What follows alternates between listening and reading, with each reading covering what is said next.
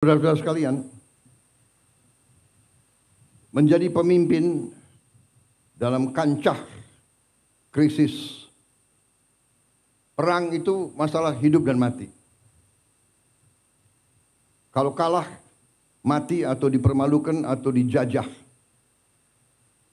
Kita tidak menghendaki perang. Saya mantan jenderal.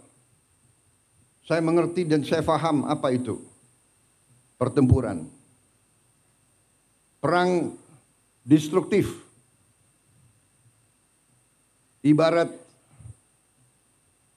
pohon butuh 20 tahun untuk tumbuh, hanya 15 menit untuk tumbangkan. Negara, masyarakat,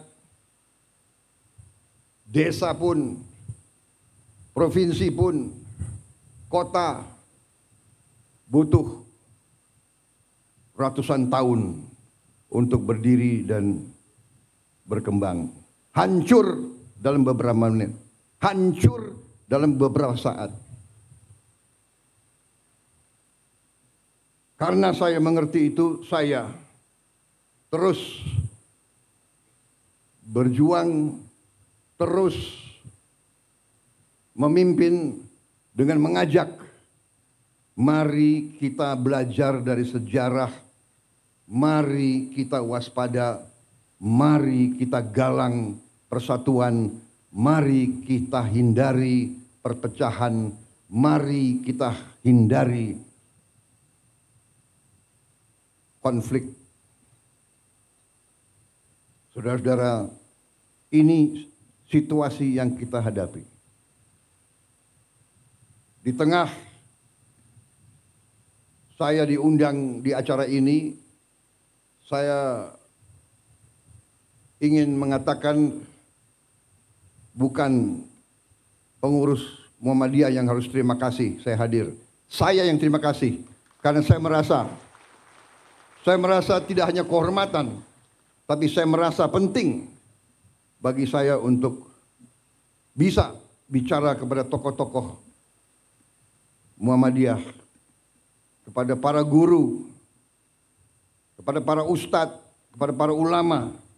Ustadz, guru, ulama adalah pendidik bangsa, adalah panutan rakyat, panutan masyarakat.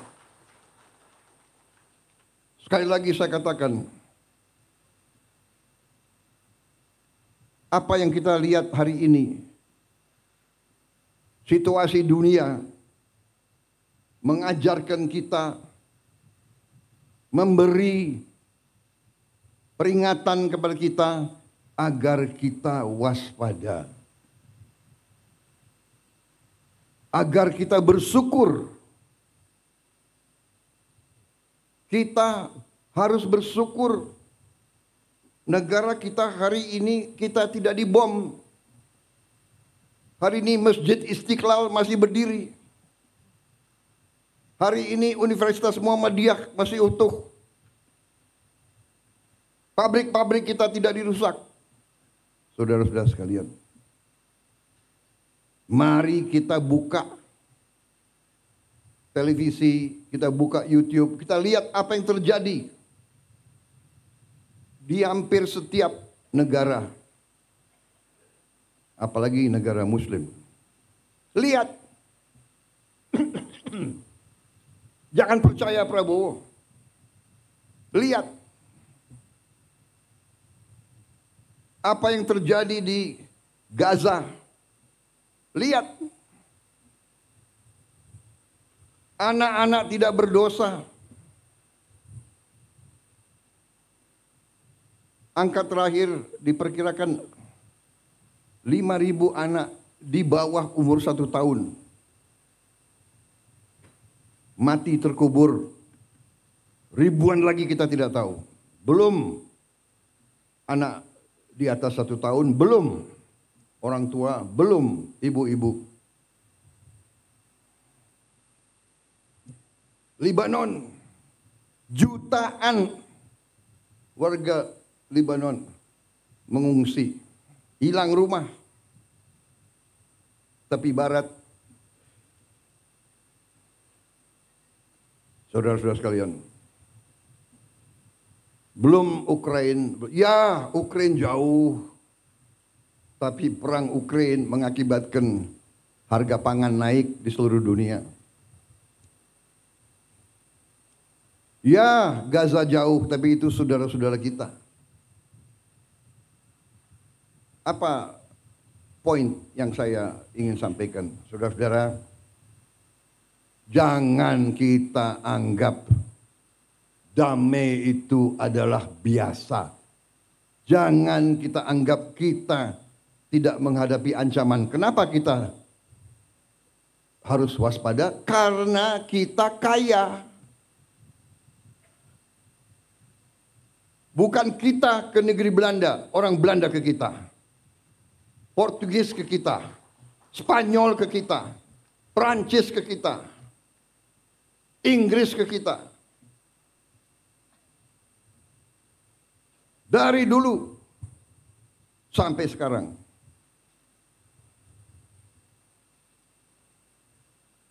Saudara-saudara, saya kira pelajaran termasuk di semua agama, pelajaran agama Islam pun mengajarkan bahwa kita harus bertanggung jawab atas keselamatan kita sendiri, keselamatan keluarga kita, dan juga atas harta kita. Jadi saudara-saudara, dalam kondisi penuh ketidakpastian, di mana hitungan sekarang adalah di Eropa terjadi kurang lebih 17% kemungkinan perang nuklir.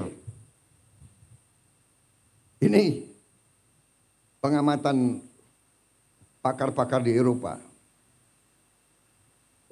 Karena negara barat mengizinkan peluru-peluru jangka jauh, jarak jauh mereka menyerang Rusia. Rusia sekarang mengatakan dia boleh menyerang negara-negara barat.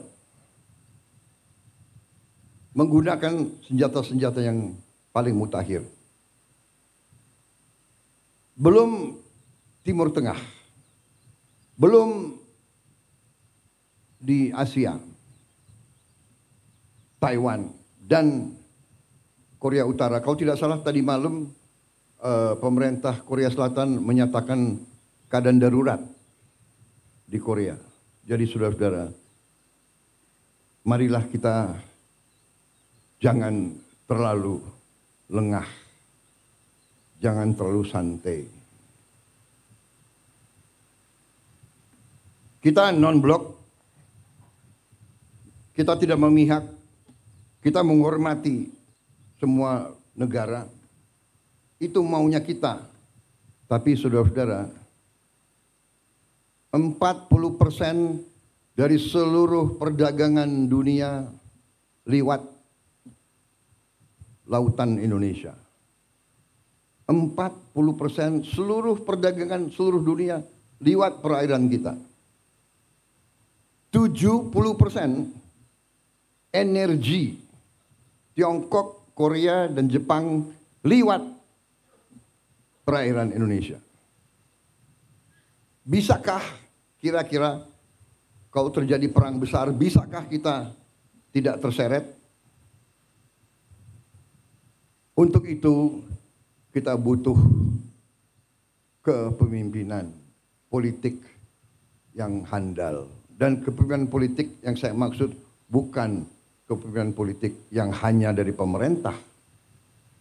Dan untuk itu perlu ada kerukunan, perlu ada jiwa besar dari semua kalangan. Kita banyak berbeda. Perbedaan itu baik dan wajar.